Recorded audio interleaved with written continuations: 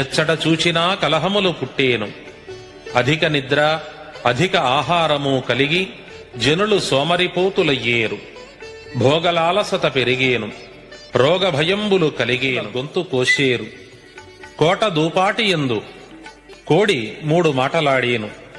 మధుర మీనాక్షమ్మ మనుజులతో మాటలాడేను. అద్దంకి నాంచారమ్మ ముందుగా మాటలాడేను. అందున కొందరు నష్టమయ్యేరు. మహానంది మరుగున మహిమలు పుట్టేను.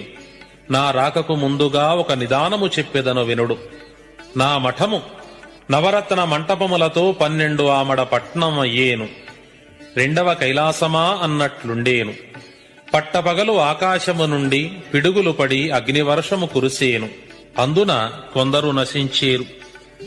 కావేరీ తీరాన స్త్రీలకు 7 పుట్ల గాజుపూసలు తీసేరు. జొన్నవాడ కామాక్షమ్మ పాపులను విచారించేను. కుంభకోణం గుడి కూలిపోయేను. ఇదియే మీకు గుర్తు. కంచికి 7 ఒక వంతు మాత్రమే ప్రజలు బ్రతికి ఉంటారు. అనంతరం 22 సంవత్సరాలకు అనగా 2034లో వచ్చు ఆనంద సంవత్సరానికి జనాభా తక్కువగాను వ్యవసాయ